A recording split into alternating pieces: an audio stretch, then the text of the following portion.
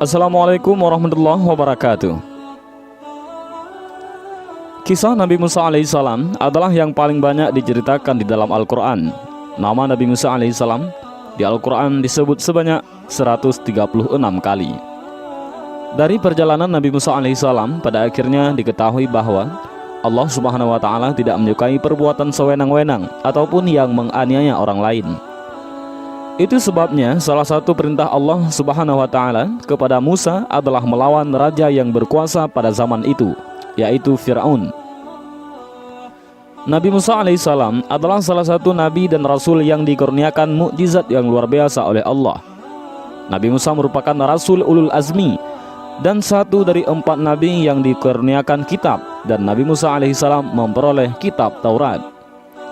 Nabi Musa alaihissalam diutus untuk menyiarkan agama Allah saat Raja Fir'aun memimpin Mesir, dan Fir'aun adalah raja yang kejam dan zalim. Pada suatu hari, Fir'aun bermimpi Mesir akan terbakar hebat. Mimpi itu kemudian ditafsirkan bahwa suatu hari akan ada seorang bayi laki-laki yang akan menjadi musuh dan menghancurkan kerajaan. Mimpi itu membuat Fir'aun memerintahkan pasukannya untuk menangkap dan membunuh seluruh bayi laki-laki, termasuk ibu yang sedang mengandung bayi laki-laki. Sungguh, Fir'aun telah berbuat sewenang-wenang di bumi dan menjadikan penduduknya berpecah belah. Dia menindas segolongan dari mereka, yaitu Bani Israel. Dia menyembelih anak laki-laki dan membiarkan hidup anak perempuan mereka. Al-Quran Surat Al-Qasas ayat 4. Ibu Nabi Musa, Yukabat ataupun Yakubat, lantas merahasiakan kehamilannya dari prajurit kerajaan. Setelah melahirkan, Yukabat juga menyembunyikan Musa kecil di tempat-tempat yang tidak diketahui. Hingga suatu hari, Allah memerintahkan Yukabat untuk menghanyutkan Musa ke sungai Nil. Allah berjanji bakal mengembalikan Musa alaihissalam dan mengangkatnya menjadi seorang rasul. Di hilir sungai, istri Fir'aun menemukan Musa alaihissalam yang bersih dan bercahaya. Nabi Musa lalu dipungut keluarga Fir'aun. Dia adalah penyejuk mata hati bagiku dan bagimu. Janganlah kamu membunuhnya. Mudah-mudahan dia bermanfaat kepada kita, atau kita ambil dia menjadi anak, kata istri Fir'aun. Saat bersama keluarga Fir'aun, Musa kecil enggan menyusu pada orang lain. Istri Fir'aun lalu mencari ibu-ibu yang mampu menyusui Musa. Hingga akhirnya Musa mau menyusu pada Yukabat yang adalah ibu kandungnya sendiri. Nabi Musa alaihissalam tumbuh sebagai sosok yang cerdas dan akal yang sempurna. Nabi Musa dewasa merantau meninggalkan Mesir menuju Madian. Di sana beliau bertemu dengan Nabi Syu'aib alaihissalam dan menikah dengan salah satu anaknya. Setelah 10 tahun di Madian, Nabi Musa dan istrinya meminta izin kepada Nabi Syu'aib untuk kembali ke Mesir. Dalam perjalanan menuju Mesir, Musa alaihissalam melihat sinar yang menyala di Bukit Sinai. Di tempat itulah Musa alaihissalam pertama kali menerima wahyu dari Allah subhanahu wa ta'ala. Wahai Musa, sungguh aku adalah Allah, Tuhan seluruh alam, kata Allah yang sesuai dengan surat Al-Quran, yaitu surat Al-Qasas ayat 30. Allah subhanahu wa ta'ala juga menunjukkan Musa pada mukjizatnya yang dapat mengubah tongkat menjadi ular serta dada yang bercahaya. Masukkanlah tanganmu ke leher bajumu, dia akan keluar putih bercahaya tanpa cacat. Dan dekapkanlah kedua tanganmu ke dadamu apabila ketakutan. Itulah 2 mukjizat dari Tuhanmu yang akan engkau pertunjukkan kepada Fir'aun dan para pembesarnya. Demikian yang tertulis dalam surat Al-Qasas ayat 32. Nabi Musa alaihissalam juga mendapat tugas untuk memberikan peringatan kepada Fir'aun dan pengikutnya. Nabi Musa lalu meminta Allah untuk mengizinkan Harun, yaitu saudaranya, untuk menemaninya berdakwah karena memiliki tutur kata yang baik. Atas izin Allah, Nabi Musa bertemu dengan Harun yang juga diangkat menjadi nabi. Nabi Musa dan Nabi Harun mulai memberi peringatan kepada Fir'aun beserta pengikutnya.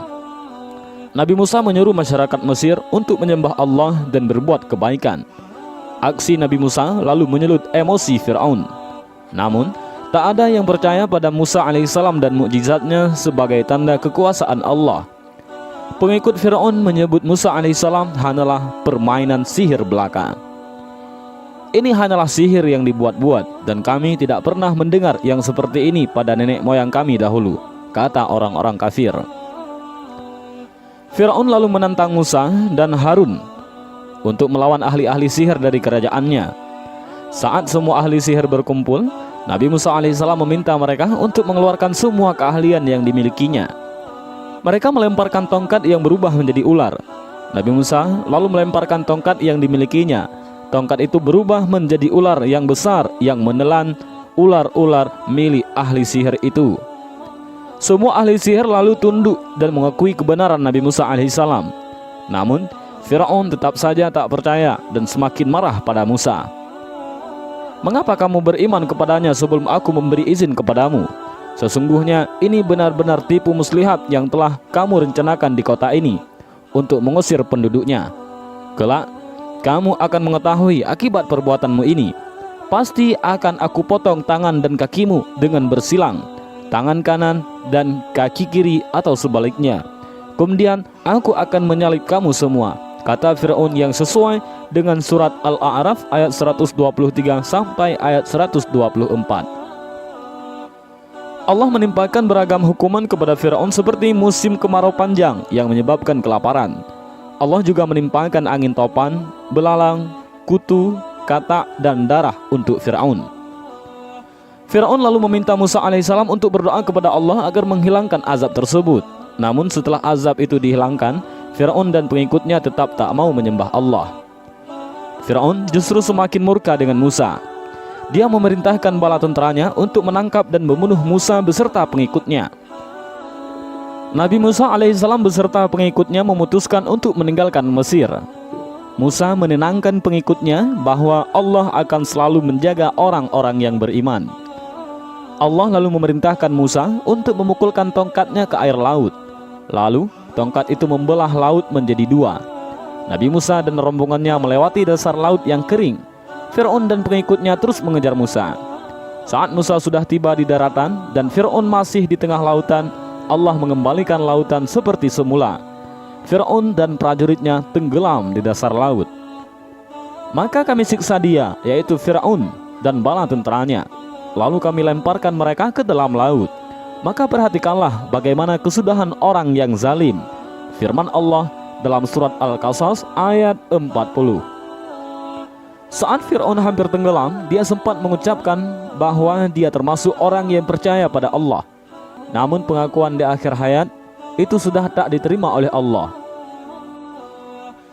Allah lalu mengangkat jasad Firaun sebagai bukti kekuasaannya. Beberapa ahli menyebutkan jasad Firaun kini ada di museum di Mesir. Dari kisah Nabi Musa alaihissalam dan perlawanan melawan Firaun terdapat sejumlah hikmah dan pelajaran yang luar biasa. Nabi Musa adalah sosok yang berani melawan penguasa yang zalim dan bertindak sesuka hati. Nabi Musa berani mengatakan kebenaran. Musa tak takut berhadapan dengan Firaun dan bala tentaranya. Dari kisah Nabi Musa alaihissalam diketahui pula perbuatan sewenang-wenang dan menganiaya orang lain tidak disukai oleh Allah. Allah bakal memberikan azab bagi orang yang berbuat kerusakan.